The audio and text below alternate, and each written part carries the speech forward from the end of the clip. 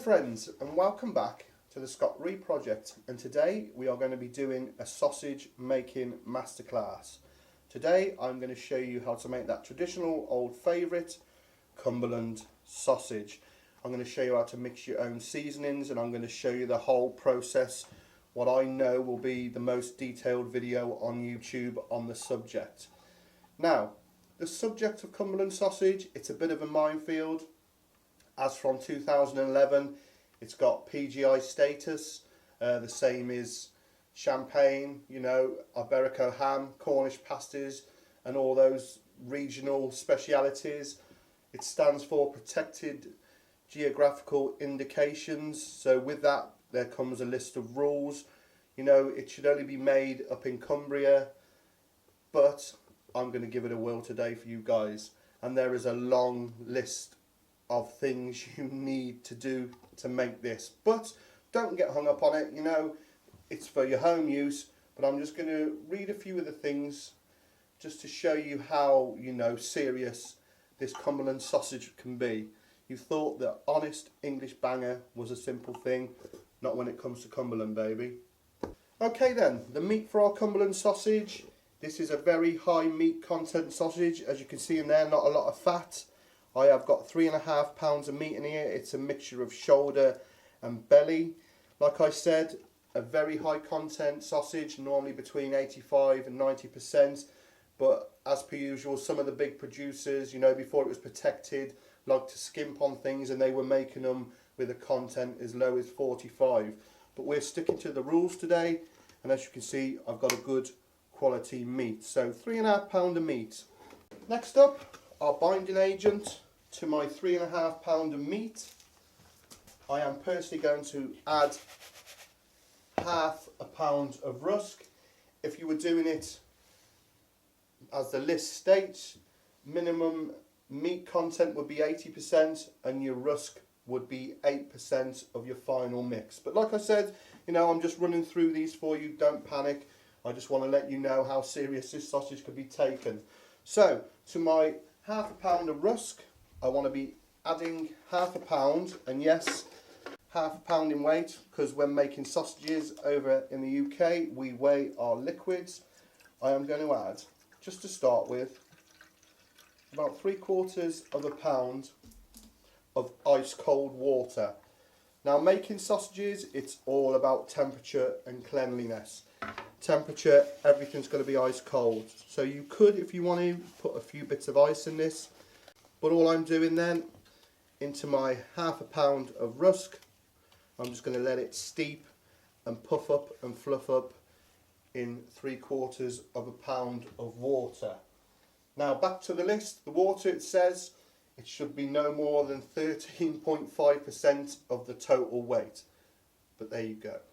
So while we're waiting for our rusk to inflate with our liquid, we are going to be making our handmade seasoning. As you can see here, I've got a little bag of salt, some of the best salt you can get, actually recommended by River Cottage, never heard of them much. And to that we are going to be adding a few spices and herbs. Now, Cumberland sausage, predominantly you can have a choice of herbs and spices. It's normally made with white pepper, black pepper, salt, thyme, sage, nutmeg, mace and cayenne. But I am going to be sticking to a 1920s traditional recipe. You know, if it ain't broke, don't fix it. And all I am going to be using is some of the salt, some white pepper, some rubbed sage or some dry sage and some mace. Now, when you're making your handmade sausage seasonings, some of the quantities of your spices can be low. So the best way to make them is to make up a big batch, mix it well and keep it in an airtight container, and you've got it there for when you need it. For example, the one I'm going to be making has got 1 pound of white pepper, 2 pounds of salt, 1/4 ounce of mace and ½ ounce of sage. Now you can imagine if you wanted to reduce those amounts, you're going to have trouble balancing up all your herbs and spices. So this really is the way to do it. Make up a big batch, keep it in an airtight container, somewhere cool, labelled, and you've got it to go back to. Anyway, that's enough of the jiving. Let's get on and make this. So, I want 2 1.25 pounds of salt out of this tiny bag. I don't know if you'll be able to see that on there. So I've got 2.25 of my salt into a nice clean bowl. To that I am going to add a pound of ground white pepper. Now I know this looks a lot, but like I've said, we are making up a big batch, and when we've mixed it all, oh, beautiful. Now this pepper is what gives Cumberland sausage that spicy tang, you know, predominantly a peppery sausage. We want to mix it all in so it's a nice even colour. Then we will add our sage and our mace. But I'm going to be doing quite a few videos in the future with hand mixed sausage seasonings. You know, I like to use the pack stuff, and the ones I use, don't get me wrong, are fantastic, but I feel I'm missing out, you know, on the traditional method. You know, they never had those bulk packages years ago, and the guy I work with, one of the best guys, Mr. Deus, you know, he used to mix all his own sausages, and he was in his 70s when I worked for him. And I would go up into the kitchen and he'd be weighing out all these individual things onto little bits of paper, and he'd shut the door on me. Bless him. Took all them recipes to the grave. Such is life. Anyway, I'm going to measure out my sage and my mace next. But as you can see, that's going to make a decent batch. And we will be adding that 1/2 ounce to every pound of meat. So that mix will go a long way if it's kept in an airtight container. Now the tricky part, obviously we're using small amounts like I said, but obviously making a bigger batch will make that easier. I am after 1/2 ounce of sage, which roughly translates to about 15 grams. So I should just get that on these scales. You'll need a smaller set of electronic scales. There's 15, so that can go in. And then an even smaller amount of mace, 1/4 ounce, so you're talking about 7 grams, just a little bit more.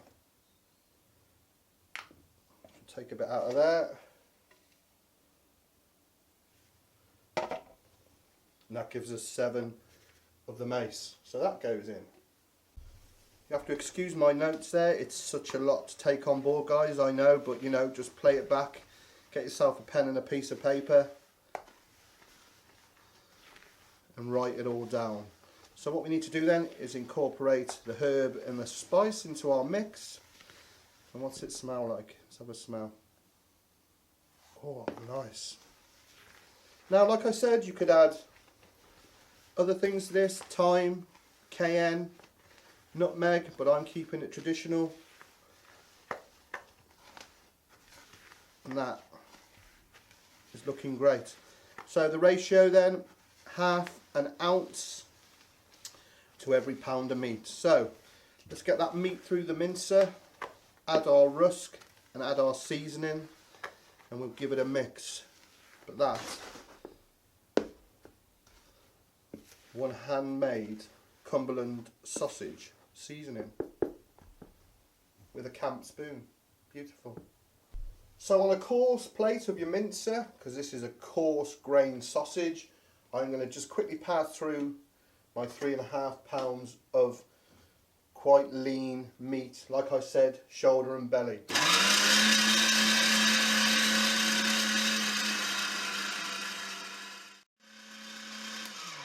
Right, that's our meat minced. As you can see in the bottom there, that's the meat juices. Believe it or not, it's an important part of sausage making. So 3.5 pound of meat, we got our 1/2 pound of rusk with 3/4 pound of water. I'm going to add another 1/4 pound just to moisten it up a bit, which will take that initial mix to 5 pound, and then we can work out with our seasoning, obviously 1/2 ounce to a pound of meat, so we'll just do the little sum. But I just want to give that a preliminary mix. Obviously high meat content, not a lot of fat, so we really need to work that to build up that primary bind to get the gluten and the myosin working so it will stick together and give us a good texture. But like I said, I'm going to add a quarter of a pint of water to that just to let it down a bit, and then we'll add our seasoning. But it looks fantastic. In with that extra water then, give that a mix. Nice ice cold water, like I said, and then once we've had our seasoning, giving it a mix, we'll send it through the mincer again so it's completely all mixed in. Okay then, right, that ratio, I know it's repeating myself, but I just want it to be right for you guys. Half an ounce for every pound of meat, so 5 pound of meat, my reckoning is 2.5 ounces of this fantastic homemade seasoning.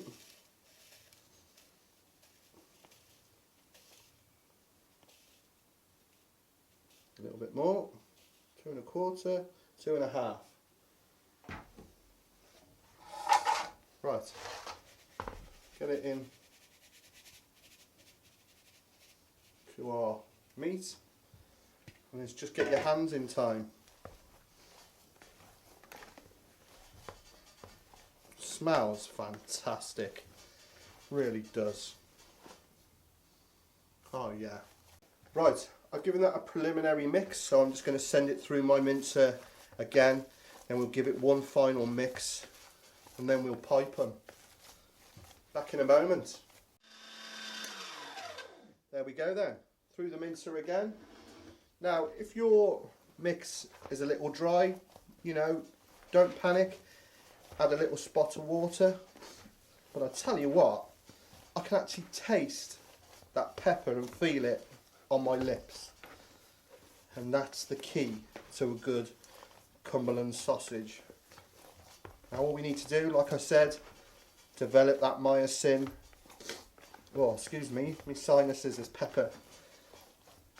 So we get a good bind, which gives us our texture. So just get your hands in, and that's the beauty about making these little artisan batches of sausage. You know, if you had a big 14-pound batch, you know, you'd be knackered. But just really work it well, and what it wants to be able to do is when you pick it up, it wants to be able to stay. So as you can see, it's not quite there yet. I know this sounds silly, but that actually smells like sausage should smell. Just pure sausage smell. It's fantastic. It really is brilliant. Right, I'm going to get that in the fridge, set up the sausage machine, and we will pipe these. But a good way with sausage making, if you want to make your mix one day and leave it overnight for all the flavours to mix together, that's not a problem. A lot of the old sausage makers used to do that. Make them on a Monday, pipe them on a Tuesday.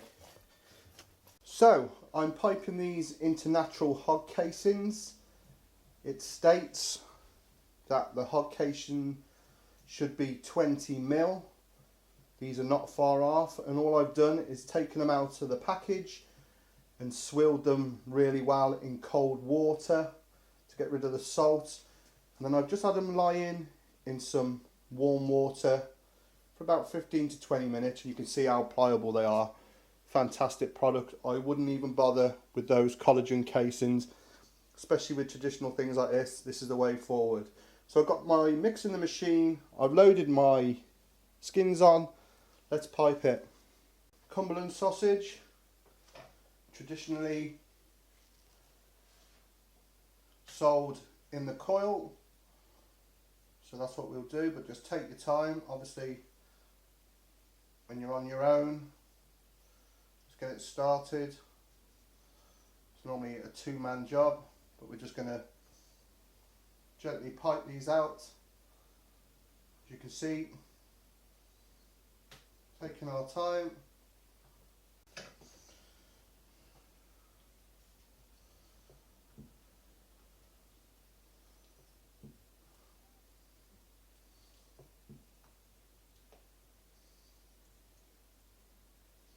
So there you go, a traditional Cumberland sausage made with a handmade seasoning, and as it's shown there in the coil how it would traditionally be sold. I mean, you could sell it by the foot then, you know. What a fantastic looking thing that is. All you need now is a big frying pan, get that in and you're away. But what I'm going to do, because I want to try a couple of these, I'm going to break with tradition. I'm just going to quickly link them.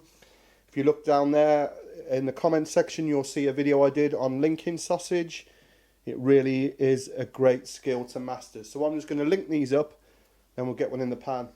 Just to link them quickly then, I tie off 3 sausages.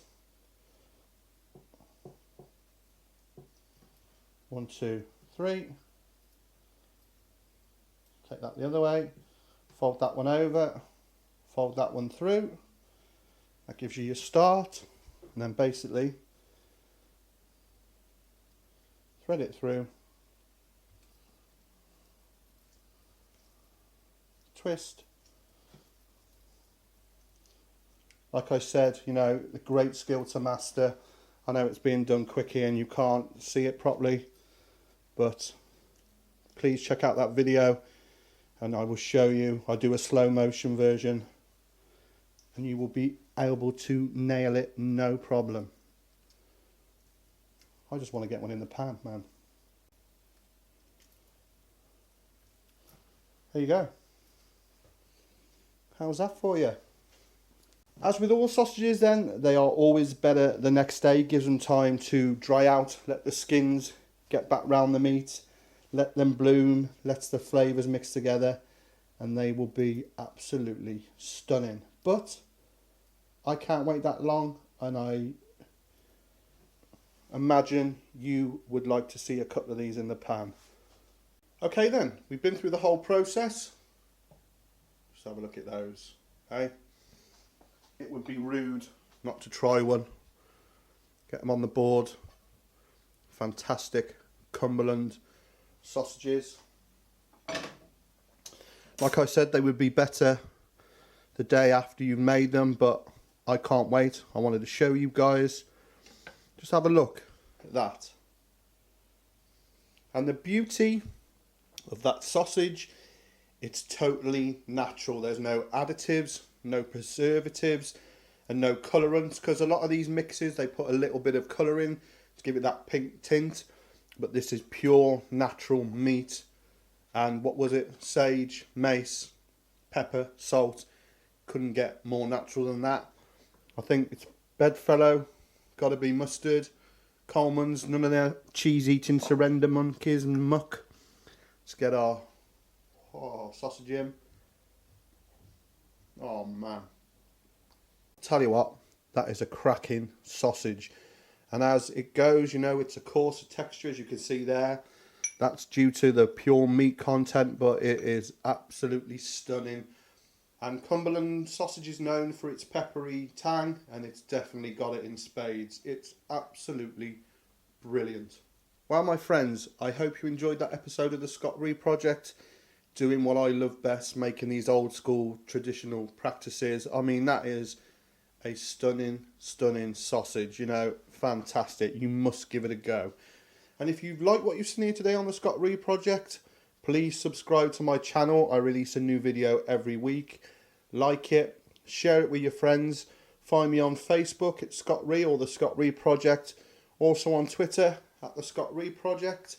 And if you're feeling generous, if you look down the bottom here at fan funding, you know, you can make a donation to the channel for $1 or more so we can improve the channel and take it on further. Any contribution will be muchly greatly received.